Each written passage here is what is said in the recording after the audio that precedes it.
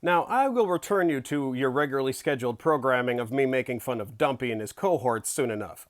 But yesterday I made a video reminding everybody that God is not real, and there's nothing wrong with that. And I talked about superstitious things like ghosts as well. And it's so funny how many people came into the comments and were like, yeah, I'm totally with you on God not existing and all this other stuff, but ghosts, they're totally real. And I found it very interesting to find where people's cognitive dissonance lies. Like they're willing to rationally understand that a benevolent, all-knowing, prayer-answering deity is ridiculous for a number of reasons. But ghosts? Yeah, that totally makes sense. And everybody's reasoning for this, or the way that they attempt to reason it, is similar to the way religious people do. For example, years ago I used to work with someone who constantly told me that she believed in ghosts, and I tried not to ever talk about it much or bring it up. But finally one day, I asked her, I said, so why do you think there are ghosts in your house? And she said, oh, well, we always hear like dishes rattling in the other room, and we've seen the lights flicker on and off several times. That was her entire justification. Occam's razor teaches us never to answer questions with things that raise more questions than they answer. Pair that with Christopher Hitchens' razor, that anything that can be claimed without evidence can be dismissed without evidence. And large claims require large evidence. This person for years had been convinced she had a ghost in her house just because the lights flickered. She was more willing to jump to the conclusion that there was a ghost in her house than that she had faulty wiring. Many people have said that they experienced ghosts or saw things with their own eyes. We've all known for years that your eyes are very deceptive. One thing that people forget on a regular basis is the concept of pareidolia. Pareidolia is the normal function of the human brain in order to find faces in places where they don't exist.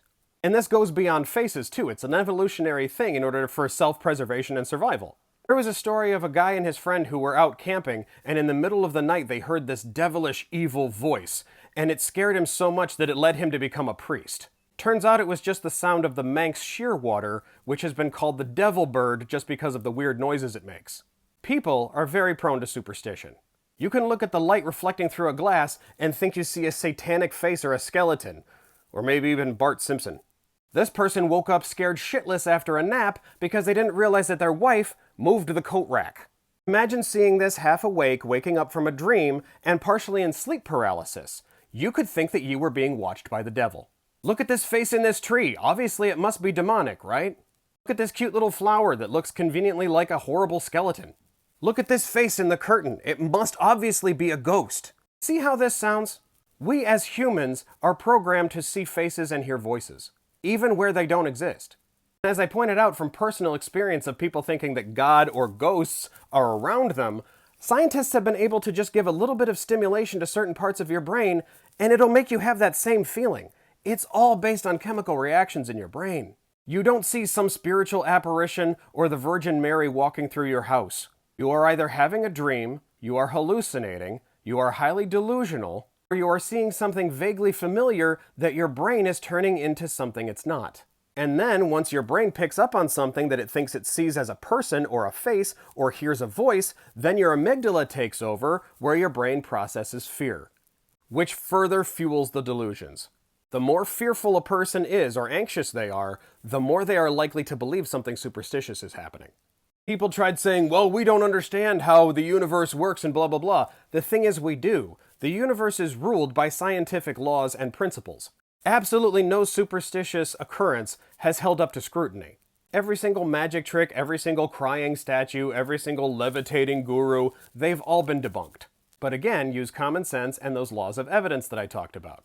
Just because you think you might see an apparition or you might see something weird happen doesn't automatically mean that A, it's a ghost, B, it's the ghost of a specific person, or that they are cognizant, or that they're trying to communicate with you, or that they're in between dimensional worlds. That one little experience you may have had raises a lot more questions than it actually answers, which is exactly what religion does. I can't explain what happens when we die. Therefore, there's an invisible guy in the sky who's been around forever. He didn't have a creator himself. He is everything. He knows everything. He answers prayers. He'll save you a parking spot. He'll give you eternal life. None of that shit has any basis whatsoever in evidence. Unfortunately, I've gotten a little too far away from the original person's comment, but that's just one of many. This person used the argument that Energy is not destroyed or created, it is just transferred. And that is correct, because when we die, the energy in our bodies breaks down through entropy and we decompose. There were scientists going back 200 years who tried to find a soul by weighing somebody's body after they died. And they were all found to be bupkis. It is just people's ways of trying to find a way to survive death by thinking they have some kind of ethereal part of them that is not their body. But again, there is absolutely no evidential or logical basis in it. Exactly the same thing as ghosts. If you're saying a ghost is just energy that hasn't dissipated, that's not how energy works. Because if energy hasn't dissipated, what does that mean? So you die and there's energy and there's heat energy in your body, and since it hasn't dissipated, it's a spirit who can actively move things and make appearances? Like, that doesn't make sense. Energy is actually transferred very quickly, especially heat and light energy. And as far as scientific devices to prove that ghosts are real, that's not a thing. Ghost hunters go around trying to pick up ambient noise and claiming there's voices. But that doesn't prove anything, because I could sit there and leave a recorder on in a room, and just from the ambient noise you might hear from outside or the wind or anything, eventually you'll be like, you hear this little second right here? Somebody's saying, "Help me." That's because your brain is looking for a voice. The brain loves to be fooled. But that's because, evolutionary-wise, it's better to have a false positive than a false negative. If you hear a rustle in the bushes, and you don't think that something might be there, you could get eaten by a lion. If you hear a rustle in the bushes, and you look and you're like, oh, it was nothing, then at least you're fine and you were aware of it. This was a very long explanation, and I apologize if you stuck around this long. But the point is, in terms of science, energy, any kind of ethereal dimensions, there's absolutely no proof of this stuff. And there is absolutely no reason to believe anything that has no evidence behind it. I could sit here and claim that there are penguins living inside the moon. You can't prove a negative. That doesn't mean that it's automatically true. This is why a lot of religious people say, prove to me that God doesn't exist. That's literally impossible. And people who have to resort to semantics and word games, hyperbole, and logical fallacies already realize they've lost the argument, because they have nothing concrete to go on. Now, I've been an atheist my entire life, even though I was forced to go to church for 10 years, including Sunday school. But even when you boil it down, the problem wholeheartedly is not religion, because religion can be boiled down to the real problem, which is superstition.